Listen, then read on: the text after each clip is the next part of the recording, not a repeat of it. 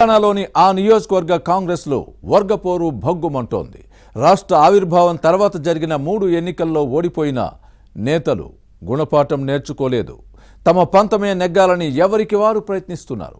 ముఖ్యమంత్రి రేవంత్ రెడ్డి హాజరైన కార్యక్రమంలోనే నేతలు గొడవ పడ్డారంటే పరిస్థితి ఎలా ఉందో అర్థం చేసుకోవచ్చు. పరస్పర ఆరోపణలు విమర్శలతో ఇరు వర్గాలు వీధికెక్కుతున్నా పట్టించుకునే దిక్కులేని హస్తం పార్టీ కేడర్ ఆందోళన వ్యక్తం చేస్తోంది. ఇంతకీ ఎవరా నేతలు, ఏదా నియోజకవర్గం? నేతల మధ్య విభేదాలు శృతి మించిన పార్టీ నాయకత్వం ఎందుకు పట్టించుకోలేదు? Was this inside story.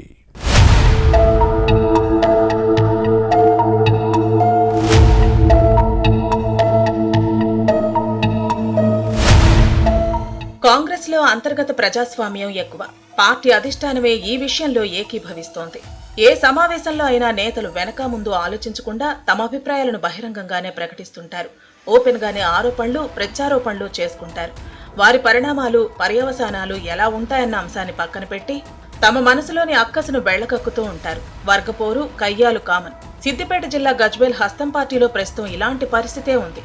మాజీ ఎమ్మెల్యే, డీసీసీ అధ్యక్షుడు నర్సారెడ్డి, టీపీసీసీ అధికార ప్రతినిధి బండారు శ్రీకాంతరావు వర్గాల మధ్య పోరు తారాస్థాయికి చేరింది.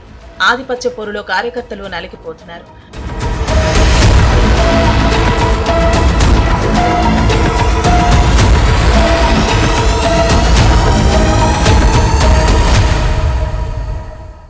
బీఆర్ఎస్ చీఫ్, మాజీ సీఎం కేసీఆర్ గజ్వేల్ నుంచి ప్రాతినిధ్యం వహిస్తున్నారు. విపక్ష నేత, పైగా బలమైన ప్రత్యర్థి. ఇలాంటి సమయంలో ఐక్యంగా పోరాడాల్సిన అధికార పక్షం కుమ్ములాటలతో వీధికెక్కుతోంది. ఏ కార్యక్రమాలు పెట్టినా ఇరు వర్గాలు కీచులాడుకోవటం చూస్తుంటే హస్తం పార్టీ ప్రజల్లో పలుచనవుతోందన్న అభిప్రాయం వ్యక్తమవుతోంది. డీసీసీ అధ్యక్షుడు నర్సారెడ్డి, టీపీసీసీ అధికార ప్రతినిధి బండారు శ్రీకాంతరావు ఎవరికి వారుగా కార్యక్రమాలు ఏర్పాటు చేసుకుంటున్నారు. అధికార పార్టీ నేతలు ప్రజా సమస్యలను కొంతవరకైనా పట్టించుకోవాలి.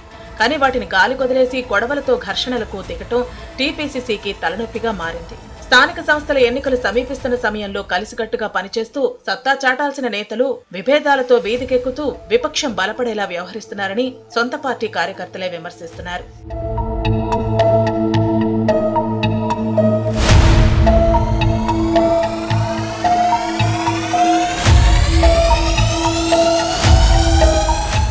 డీసీసీ అధ్యక్షుడు నర్సారెడ్డి, టీపీసీసీ అధికార ప్రతినిధి బండారు శ్రీకాంతరావు వర్గాలు ఇటీవల వరుసగా మీడియా ముందుకొచ్చి పరస్పరం విమర్శించుకుని ఆరోపణలు చేసుకోవడం వలన విభేదాలు రచ్చకెక్కుతున్నాయి. నర్సారెడ్డి ఉన్నంతకాలం గజ్వేల్లో కాంగ్రెస్ బలపడదన్నది శ్రీకాంతరావు వర్గం వాదన. బీఆర్ఎస్ మాజీ మంత్రి హరీష్ రావుకు డీసీసీ అధ్యక్షుడు అమ్ముడుపోయారన్నది ఆరోపణ. అలాంటి నర్సారెడ్డి తమను హరీష్ రావు కోవర్టులనటంపై శ్రీకాంతరావు అనుచరులు ఆగ్రహం వ్యక్తం చేశారు. వ్యవసాయ మార్కెట్ కమిటీ చైర్మన్ పదవి ఇప్పిస్తానని చెప్పి నర్సారెడ్డి ₹1 తీసుకుని చివరికి మొండి చేయి చూపారంటూ మనోహరాబాద్ మండల కాంగ్రెస్ అధ్యక్షుడు చేసిన ఆరోపణలతో సిద్దిపేట జిల్లా కాంగ్రెస్ లో విభేదాలు మరింత ముదిరాయి. ఈ వ్యవహారాన్ని టీపీసీసీ దృష్టికి తీసుకువెళ్లాలని నిర్ణయించారు.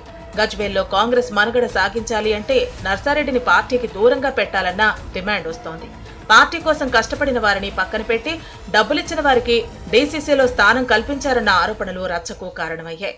దీనిపై అధిష్టానం దృష్టి పెట్టాలని శ్రీకాంతరావు వర్గం డిమాండ్ చేస్తోంది.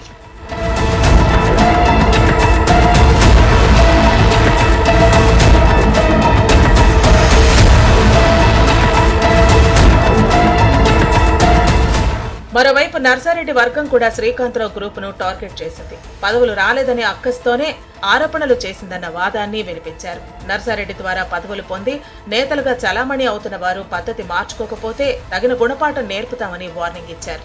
ముందు చిన్నగా ప్రారంభమైన విభేదాలు ఇప్పుడు భగ్గుమనే స్థాయికి చేరుకున్నాయి. ప్రారంభంలోనే ఇద్దరి మధ్య సయోధ్య కుదిర్చితే పరిస్థితి ఇంత దూరం వచ్చేది కాదు. కానీ పార్టీ నాయకత్వం లైట్ తీసుకోవడంతో తన్నులాటలతో పోలీస్ కేసులు పెట్టుకునే వరకు వెళ్లింది పరిస్థితి. ములుగు మండలం బండ తిమ్మాపూర్లో కోకాకోలా పరిశ్రమను సీఎం రేవంత్ రెడ్డి ప్రారంభించిన కార్యక్రమంలో నర్సారెడ్డి, శ్రీకాంతరావు వర్గాలు కొట్లాడుకోవడం విమర్శలకు తావిచ్చింది. ఇరు వర్గాల బల ప్రదర్శనకు దిగటం ఉద్రిక్తతకు దారితీసింది. ఈ విషయం ముఖ్యమంత్రి రేవంత్ రెడ్డిని విస్మయానికి గురిచేసింది. గజ్వేల్ కాంగ్రెస్ లో క్రమశిక్షణ రాహిత్యం బయటపడినా సీఎంకు ఎదురైన అనుభవం తర్వాతైనా సమస్యను పరిష్కరించలేదు.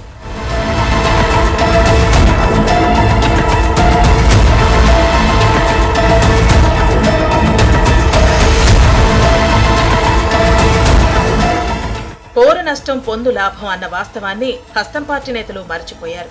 కుమ్ములాటలు పార్టీకి నష్టమని తెలిసినా ఎవరి పంతం వారు నెక్కించుకునేందుకు ప్రయత్నిస్తున్నారు.